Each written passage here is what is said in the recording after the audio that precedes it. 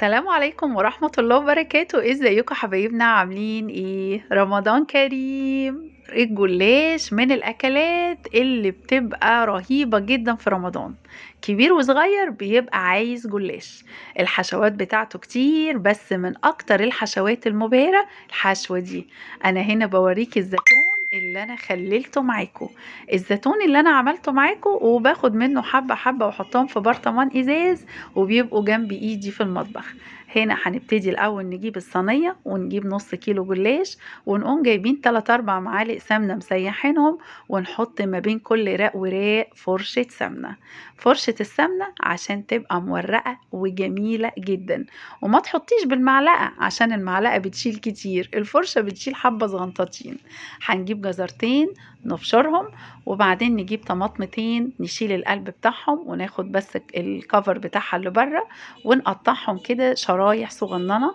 معلقتين لحمه مفرومه كانوا فايضين عندك وانتي بتعصجي او بتحشي حاجه، بيبقوا حلوين قوي قوي في الحشوه دي.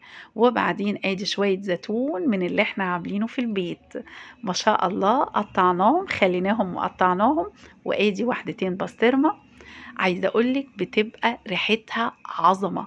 الخلطة الجامدة دي كده مع بعضها في قلب الفرن بتبقى يا سيدي حاجة كده، مفيش أحلى من كده. هنا كده برضو الصدق ما شاء الله اللي أنا عاملاه معاكم، الصدق البقالي ده بيبقى ليه شمخة وريحة خطيرة ما شاء الله، بالذات في الحشوات دي. ما شاء الله. ابتدي بقى كده قفلي الراق التاني، نبتدي نعمل الراق بتاعنا. برضو ما بين كل واحدة وواحدة كده فرشة سمنة.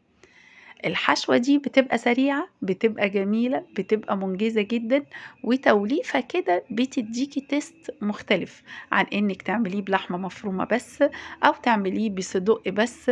البسطرمة مع الصدق مع معلقة اللحمة مع الخضار اللي اتحط بيبقى خطير.